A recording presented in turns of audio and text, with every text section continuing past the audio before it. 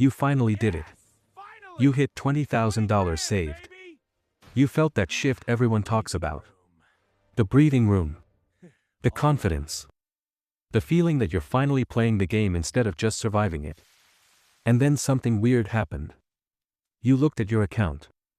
You felt good for maybe a week. And then that familiar anxiety crept back in. Because $20,000, it turns out, is not the finish line. It's not even the halfway point. It's barely the entrance gate. Here's what no one tells you after you hit that first milestone: there are 4 more thresholds sitting between you and genuine financial freedom.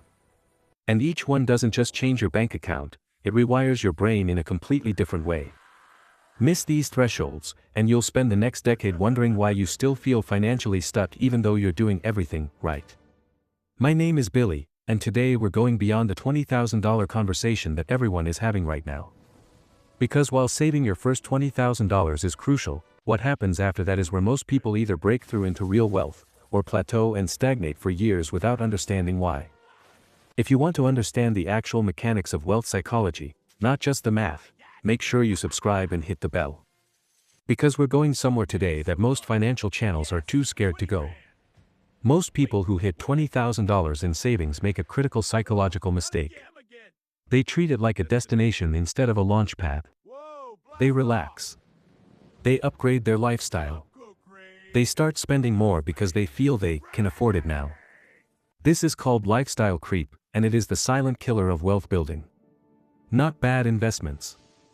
Not the stock market crashing. Not medical emergencies.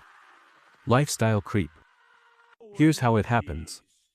You're making $5,000 a month. You were saving $1,000 of it because you were disciplined. You hit $20,000. You feel successful. So you upgrade your apartment by $300 a month. You start going out more, maybe another $200. You upgrade your phone plan, get the nicer gym, start ordering food delivery 3 times a week instead of cooking. Suddenly you're saving $200 a month instead of $1,000. And because the math feels small, it's just a few $100s here and there, you barely notice. But compound interest works both ways.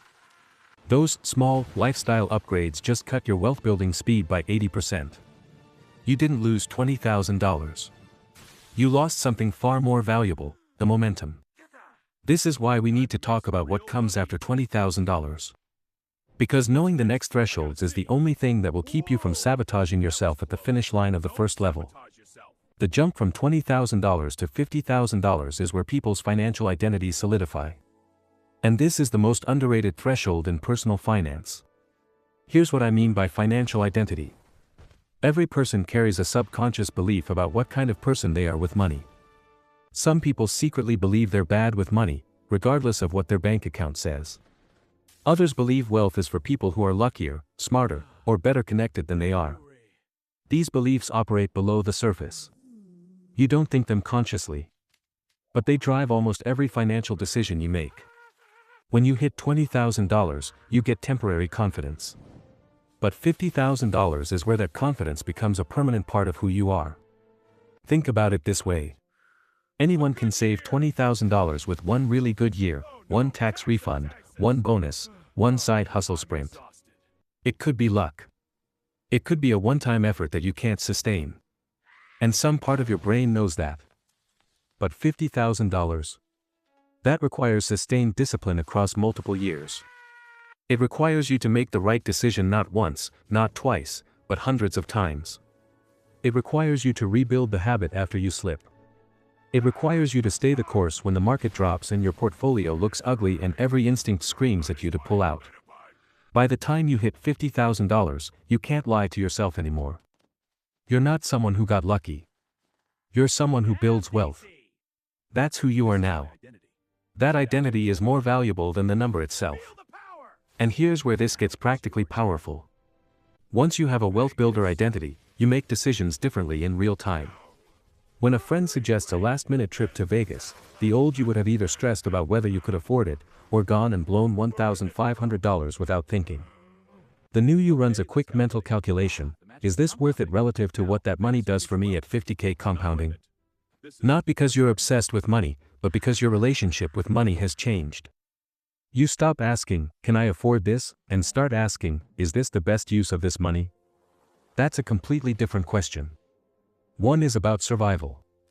The other is about strategy. Here's where the numbers start getting interesting in a way that most people don't grasp until they're staring at it in their portfolio. At $20,000 with an 8% annual return, you're generating $1,600 per year without lifting a finger. Nice, but still feels abstract. It's not enough to change your life. At $50,000 with the same 8%, you're generating $4,000 per year passively. That's $333 a month flowing into your account while you sleep. Now your money is paying for your groceries. Your money is covering your phone bill. Your money is starting to contribute meaningfully to your actual life expenses. This matters psychologically beyond the math. When your investments cover a real expense, not a theoretical future benefit, but something you're paying for right now, the abstraction of investing for the future becomes viscerally real. Wealth stops feeling like a distant concept and starts feeling like a machine you've built that works for you in the present tense. This is when most serious wealth builders describe a critical mindset shift. They stop thinking of their portfolio as savings and start thinking of it as infrastructure. Your job pays you once. Your infrastructure pays you forever. $100,000. The six-figure milestone. Everyone talks about it. Most people treat it like the ultimate goal. But here's what actually makes $100,000 special, and it has nothing to do with the prestige of saying you have a six-figure net worth. At $100,000, your money compounds faster than most people's monthly savings rate. Let that sink in for a second. If you have $100,000 invested and it grows 8% in a year, you made $8,000 from your portfolio alone. That's $667 per month generated without working. For a huge percentage of people watching this, that's more than they save from their actual paycheck in the same period. This is the threshold where compound interest stops being a textbook concept and starts being a force that visibly accelerates your trajectory every single month. You can watch it happen in real time. Before $100,000, you were doing most of the heavy lifting. You were the engine. Your contributions drove your net worth forward and your portfolio returns were a helpful bonus. After $100,000, your portfolio starts carrying an increasingly significant share of the load. You're still contributing, but you're now co-piloting with a co-pilot who never sleeps, never gets sick, never asks for a raise, and gets stronger every year. This is why financial researchers often call $100,000 the escape velocity threshold. Getting to $100,000 is harder per dollar than almost anything that comes after. But once you're there, the math starts pulling you forward with a force that makes the next $100,000 significantly easier to accumulate. And the $100,000 after that even easier. The irony is brutal. The hardest mile is the first one. But most people quit before they ever get there. Here's a threshold effect that nobody talks about. At $100,000, your relationship with risk fundamentally changes. When you have nothing saved, risk feels terrifying. Starting a business, investing in a volatile asset, taking a pay cut for a career change, these things feel existentially dangerous when you have no financial cushion. When you have $20,000, risk feels manageable. You have some breathing room. But at $100,000, something different happens. Risk starts to feel like an ally rather than an enemy. Here's why. With $100,000, you can absorb a significant financial hit and still be okay. You could lose 30% of your portfolio in a market crash and still have $70,000. You could start a business that fails and lose $20,000 of your savings on the experiment and still have $80,000. This changes what risks you're willing to take professionally and personally. The person with $100,000 saved is the one who starts the side business, takes the entrepreneurial leap, invests in a distressed rental property, or negotiates aggressively for a new role because they know that failure is survivable. And here's the compounding effect of this: people who take calculated risks outperform people who avoid risk over long time horizons. The $100,000 threshold doesn't just give you money. It gives you access to higher return opportunities that were psychologically unavailable to you before.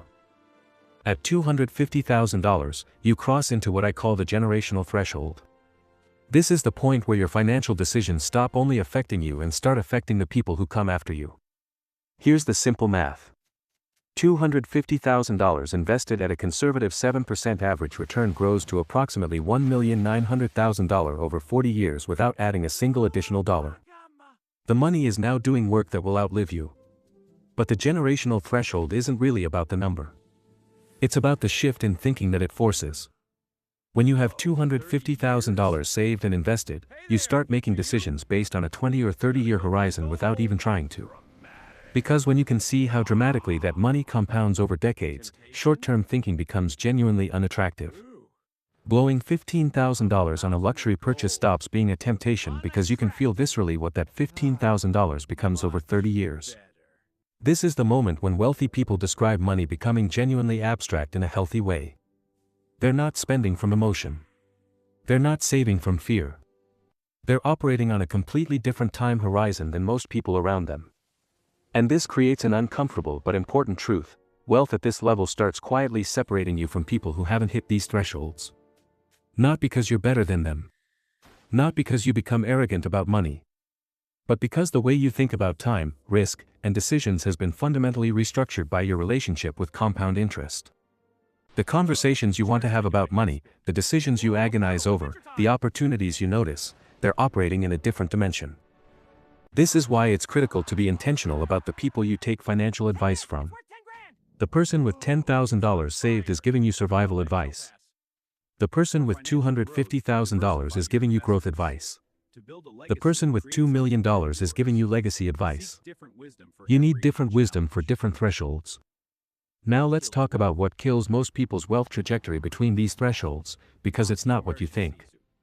It's not emergencies. It's not bad investments. It's not even lifestyle creep, though that's real. It's comfort. Here's how it plays out.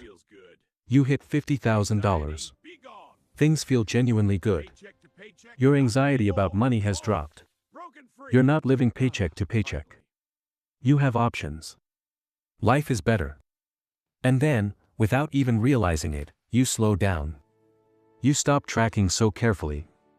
You become slightly less intentional. You let one month slip, then another.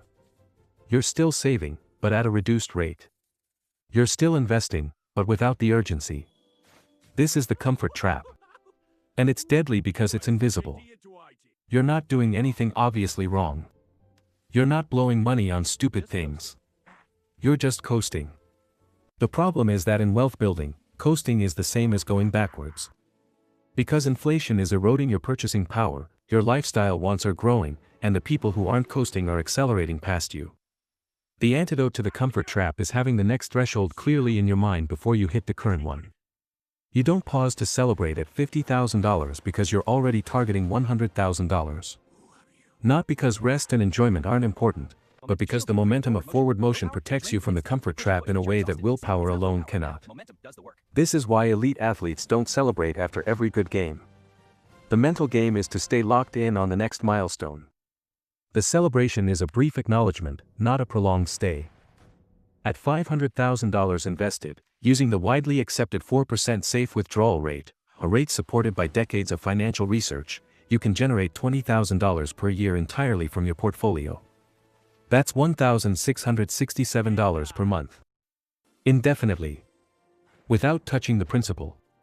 Your investments, in theory, could sustain that withdrawal forever because at 7 to 8% average returns, you're withdrawing less than you're earning.